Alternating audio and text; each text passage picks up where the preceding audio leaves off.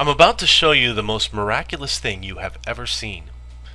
I will now use my power of harmonic resonance to power this vacuum cleaner. Note that it is unplugged and will be powered only with my harmonic resonance, which can generate up to 500 megawatts. I'm having to reduce the power level so I don't cause the vacuum cleaner to explode. Thanks to this miraculous new phenomenon, our energy problems will be solved. Whole economies will be based on my technique, which requires nothing more than a simple set of principles, discovered by the ancient Babylonians and only recently rediscovered by archaeologists digging in an ancient tomb. Anyone can do it, even a child. Okay, here I go. Oh wait, first I have to turn the light off. It only works in the dark. Okay, there. Hang on for a minute. Okay, where is that thing? Okay. It's still unplugged, but I'll use my harmonic resonance. And there it is. You just witnessed a miracle of our inner power. Okay, I can turn the light on again. Now, what do you think of my miracle? I hope you're actually unimpressed. Why? Because it only works in the dark. How many things that people believe in are like my harmonic resonance miracle? They don't bear scrutiny. They require a certain suspension of disbelief. As the amazing Randy said, some of these phenomena he tests don't work if he is in the building. What about all those miracle cures touted by people on the internet? Cure for cancer, cure for AIDS, cure for diabetes. They're always accompanied by testimonials, people who were miraculously cured. There's always a man in a lab coat saying profound things that sound very plausible. I'm thinking here of amygdalin, or vitamin B17 as they like to call it, or colloidal silver, or megavitamin therapy, or electrical field devices of all descriptions, or magnet therapy and the like. What should we think about them? Michael Shermer has done an excellent video on his baloney detector kit. My standard's a bit simpler for what I will accept and reject. Does it work when objectively tested by a third party? Can an outside agency find a significant benefit in a clinical setting and reproduce that result thousands of times? The phrase used by the Food and Drug Administration is safety and efficacy.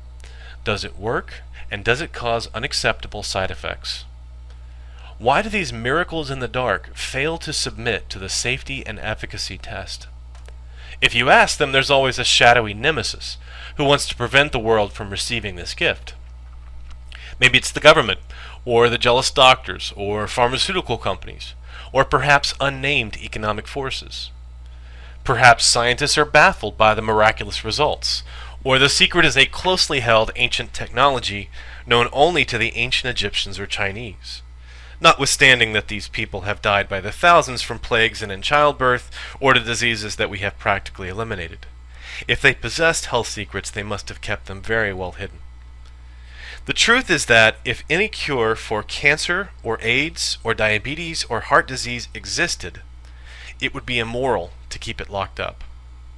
Anyone who possessed such a thing would be obligated to submit it to clinical testing, just like every other drug on the market.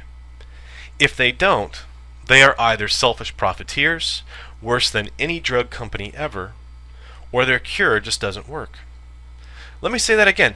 Anyone who actually has a cure for cancer or whatever, but doesn't make it public and submit it for testing for the benefit of mankind, and instead sells it privately in infomercials or over the internet, is an evil, corrupt, and selfish monster, the worst human being to ever live, profiting at the expense of millions of dying people. But they won't submit their miracle to scientific scrutiny, to objective third-party testing, because somewhere, possibly deep down, they know that their product doesn't work. I'd like to talk about two examples. The first is oxygenation therapy. The idea is that most chronic diseases are caused by defects in oxygen, or aerobic metabolism. This is based on the work of Otto Warburg, one of those double Nobel Prize winners, who discovered how proton pumps work in the mitochondrion in the 1940s. He insisted until his death in 1970 that the cause of cancer was anaerobic metabolism. This is, of course, completely false. Cancer is multifactorial. Genetics, environment, immunology, and cell biology all have a role to play in most cancers.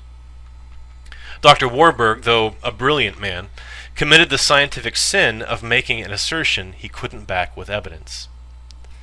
Oxygenation therapy is also based on the work of a Detroit physician, William Koch, in the 1910s. Koch postulated that the universal miracle cure for cancer was a molecule called glyoxylide, and he provided the formula for this miracle cure. There was the usual anecdotal evidence. Several people were cured, but the results were never verified or reproduced by an impartial third party. Modern chemists, examining his formula, are quite certain that not only did he never have this chemical, it cannot physically exist in this universe. Of course, that was the last we ever heard of glyoxylide or oxygen therapy. Just kidding. Koch's imaginary molecule is still touted as the long-lost miracle cure for all cancer. Websites and unregulated clinics around the world dispense this particular brand of quackery as the cure for cancer, AIDS, and diabetes. They sell ozone machines. In Germany, you can have your blood pulled out, ozonated, and returned to you as a cure for HIV that doesn't work. Some advocate rubbing 35% hydrogen peroxide on your skin, or drinking 0.5% every day in a glass of water. Somehow the peroxide is supposed to be reoxygenating your tissues. Mostly it just kills people, of course. It's never been submitted for clinical testing, but that doesn't stop people from believing in it. The second example is megavitamin therapy.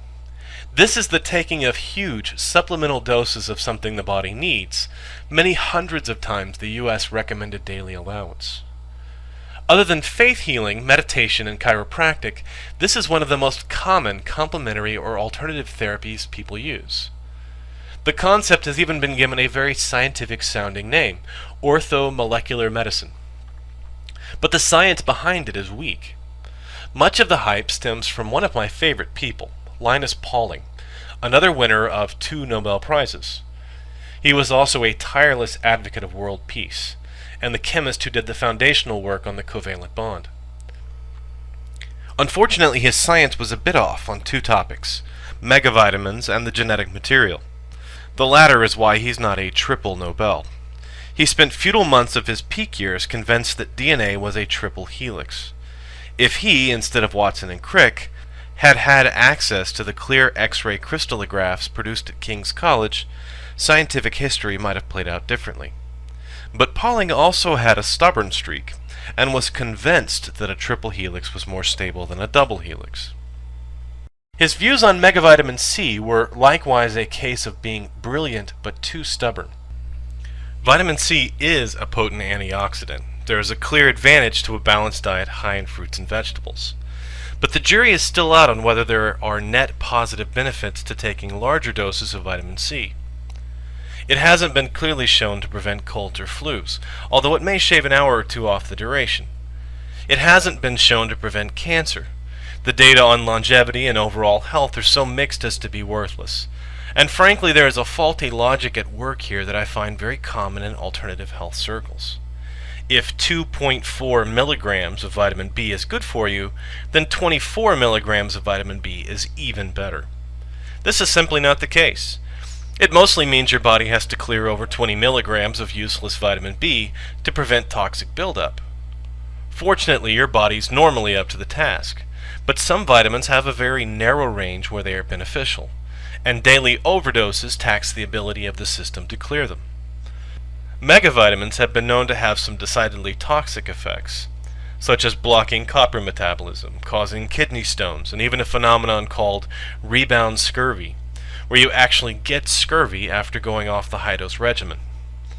To conclude, there have been many real miracle cures, but we arrived at them by a process known as evidence-based medicine. It is the single greatest weapon in our medical arsenal. Miracles like antibiotics, antivirals, stem cell therapy, recombinant antibodies, exogenous insulin, and antidepressants have produced unambiguous results that stand up to repeated, objective testing by third parties. When I am asked why I am so critical of alternative or complementary miracle health cures, my answer is that calling these things miraculous is to celebrate the wrong kind of miracles, those that only work in the dark. Thanks for watching.